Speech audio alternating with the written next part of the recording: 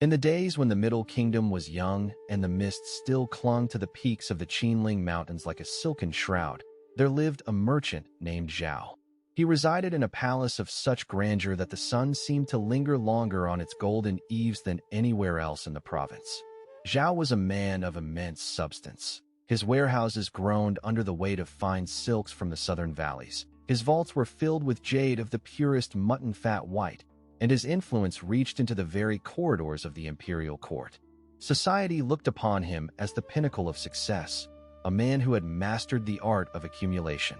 Yet, behind the silk hangings of his private chambers, Zhao felt a hollow ache that no amount of silver could soothe. He was like a traveler who had walked 1,000 li only to find he had arrived at a barren wasteland. His heart was a dry well, and his spirit was as restless as a swallow before a storm. Seeking a remedy for this internal drought, Zhao gathered a caravan of his finest treasures and set out toward the distant, cloud-wrapped heights where a legendary sage was said to dwell in a simple hut of bamboo and thatch. This master, known to the local woodcutters only as the Old One of the Hidden Valley, was rumored to possess a peace that surpassed all understanding. Zhao traveled for many moons, crossing the turbulent waters of the Yellow River and navigating the treacherous paths where the wind whispers ancient secrets through the pines. When he finally arrived at the humble clearing, he found an elderly man sitting upon a flat stone, his eyes closed, his breath moving in perfect rhythm with the swaying of the forest. Zhao knelt before him, spreading out gifts of shimmering brocade and intricately carved ornaments. He spoke with a voice heavy with weariness, saying, "Master, I have spent my life gathering everything the world deems valuable. I possess land, servants, and the respect of kings. Yet, I feel as empty as a discarded husk. My soul is a vessel that cannot be filled. Tell me, what treasure am I missing? What secret possession will finally make me whole and complete?" The master did not open his eyes immediately. Instead, he let the silence of the mountains settle between them, a silence so profound that Zhao could hear the heartbeat of the earth itself. When the sage finally spoke, his voice was like the soft chime of a bronze bell in a morning mist. "You seek to add more water to a cup that is already overflowing with silt," he said gently. "You believe that the void within you is a hunger for more, when in truth, it is a cry for less. You have spent your years looking outward, chasing the shadows of clouds, while the sun shines unheeded behind you. You ask what you must acquire to be complete, but the path of the Tao is not one of acquisition. It is a path of subtraction. It is the art of releasing the heavy stones you have mistaken for jewels." Confused and slightly stung by the dismissal of his offerings, Zhao gestured to the master's meager surroundings. "But you are revered throughout the land as the most fortunate of men," he argued. "Surely you possess some secret wealth, some hidden hoard of wisdom that grants you this serenity. What treasures do you guard that I have failed to find?" The master smiled, and in that smile, Zhao saw the reflection of 1,000 autumn moons. "I possess 3 treasures, and only 3, the sage replied. "I guard them with my life and keep them close to my heart, for they are the source of all genuine abundance.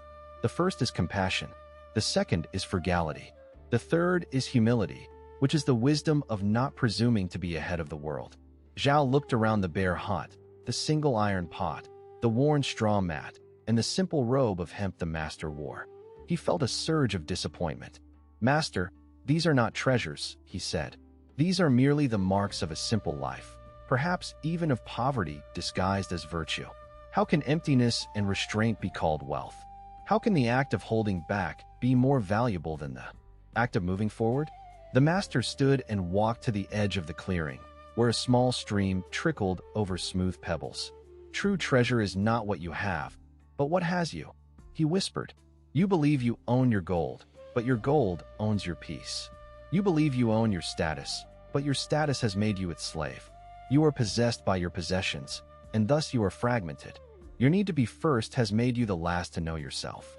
Your hoarding has made you poor in spirit, for a hand that is always clenched to hold can never be opened to receive. Your lack of compassion has built a wall around your heart, isolating you from the living pulse of the world. You have everything, yet you are empty. I have almost nothing, yet the entire universe flows through me. This is the mystery of the Tao. The merchant sat in the dust, his mind whirling like a fallen leaf in a mountain eddy. He thought of his palace, which now seemed like a gilded cage, and his gold, which felt as heavy as lead. The master continued, his words unfolding like the petals of a lotus. In the markets of men, they scream that more is always better. They tell you to consume the world, to achieve great names, to be exceptional and stand above the rest. They measure the worth of a man by the height of his granary and the number of his titles. But the ancient ones understood that this is a race toward an illusion. Every achievement in the world of shadows is temporary, like the frost that vanishes when the sun rises.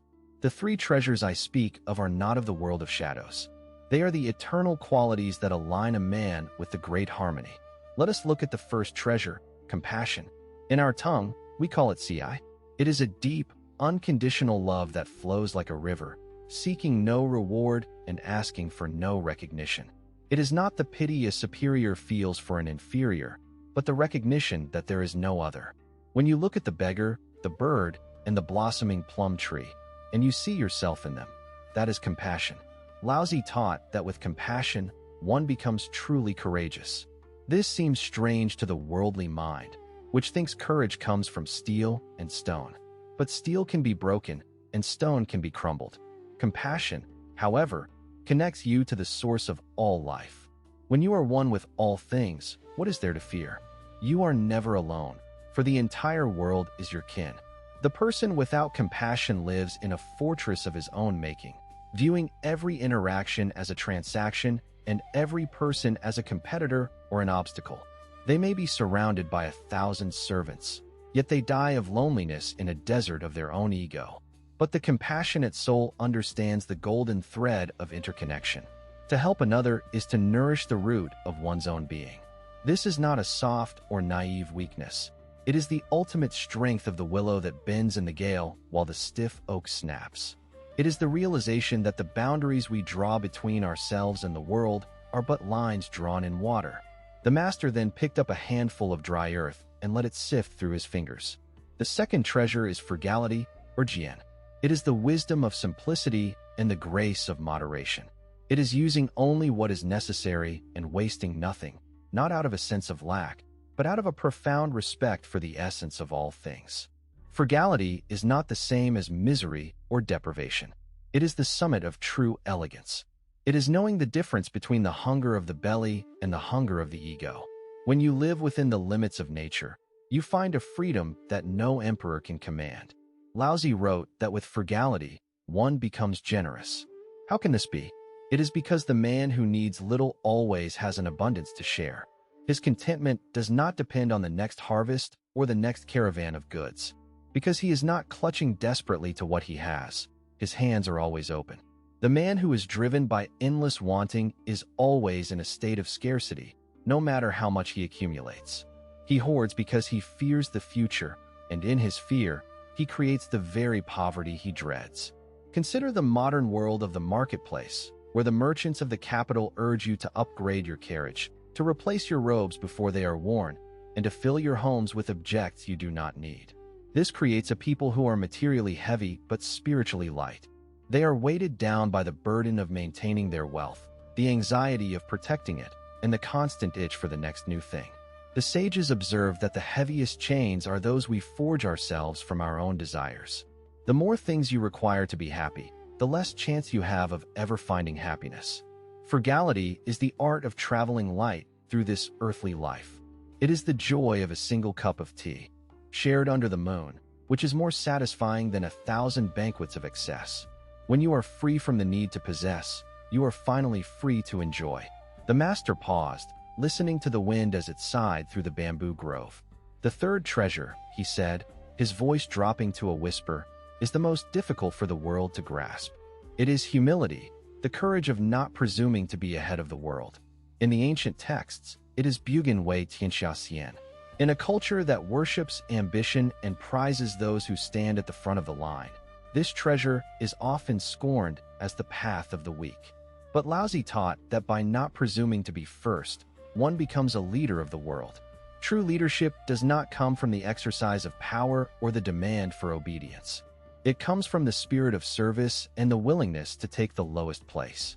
Just as the great rivers and seas receive the tribute of 100 mountain streams because they stay below them, so the sage remains influential by staying humble.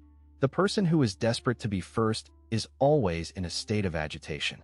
They must constantly prove their worth, constantly defend their position, and constantly look over their shoulder to see who is gaining on them. They make enemies of their neighbors and strangers of their friends. They can never truly rest, for the pedestal they have built is narrow and unstable. But the humble soul does not compare themselves to others. They have no status to maintain and no throne to guard. They are like the crooked tree that the woodcutter passes by because its wood is not straight enough for timber. Because it is deemed useless by the world, it is allowed to grow to a great age, providing shade for travelers and a home for 1,000 birds. The moment it tried to be useful or to stand out as superior, it would have been cut down. In the same way, the person content with being in the background, with being the valley rather than the peak, finds a longevity and a peace that the ambitious can never know. Water is the greatest teacher of this treasure. Water seeks the lowest places, the places that men despise. It never competes to be higher, yet it is the most powerful force in nature. It carves through the hardest stone not by force, but by persistence and by its willingness to yield. It nourishes all life without asking for thanks. The sage follows the way of water, finding strength in the low position and power in the background. When you stop trying to be exceptional, you finally become authentic. When you stop trying to be ahead, you find that you are exactly where you need to be. Zhao the merchant sat in silence for a long time, the shadows of the trees lengthening across the clearing. He felt as if a great weight were being lifted from his shoulders, yet his heart felt fuller than it ever had in his palace of gold. He looked at his hands, which had spent decades grasping, and he slowly relaxed them. "Master," he said, his voice trembling, "I see now that I have been a beggar dressed in silk.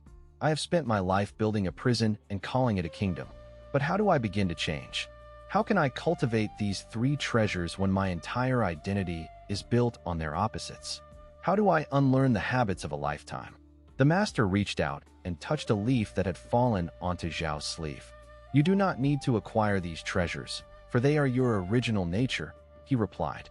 "Before society taught you to be afraid, you were compassionate. Before the world taught you to be greedy, you were simple. Before you were taught to be proud, you were humble. You do not need to become a sage. You only need to stop being the person you were told to be. The practice is not addition, but the returning to the uncarved block. A child does not calculate the cost of a smile. A child finds joy in a smooth stone. A child does not care who is first in the race. To find the 3 treasures, you must return to the heart of the child. Start with small things, the master advised. When you return to the city, look upon the servant not as a tool, but as a brother in the journey of life. That is the beginning of compassion. Before you purchase a new ornament for your halls, ask yourself if it serves your life or merely your vanity. That is the beginning of frugality. When someone challenges your position or seeks to overtake you, let them pass with a smile and a bow. That is the beginning of humility. We're beautiful distractions. The master's final teaching echoed in the cool night air. When compassion, frugality, and humility are present, you possess the wealth of the heavens. When they are absent, you are a ghost wandering in a desert of your own making. The wealthy man who is owned by his riches is a pauper. The simple man who is owned by nothing is the lord of all he surveys. True treasure is not found in the grasping hand, but in the peaceful heart. It is not found in the status given by the emperor, but in the worth inherent in your own being. Zhao stood up, his movements slow and deliberate. He bowed deeply to the master, not as a merchant to a sage, but as one soul to another. He began his journey back down the mountain, leaving his jade and his silk behind in the simple hut. He walked with a lighter step, his eyes no longer searching the horizon for more, but resting on the beauty of the path beneath his feet. He understood now that the 3 treasures were not things to be guarded in a vault, but qualities to be lived in every breath. In a world that was racing to be first, he was content to be last. In a world that was screaming for more, he was satisfied with enough. In a world that was hardening its heart, he chose to be soft. And in that softness, he found a strength that would never break. He had arrived at the mountain seeking a secret, and he left carrying the only truth that matters, that the greatest wealth is to need nothing, and the greatest power is to love everything. Thus, the merchant became a sage, and his life became a song of the Tao, echoing through the bamboo forests and over the flowing waters for generations to come.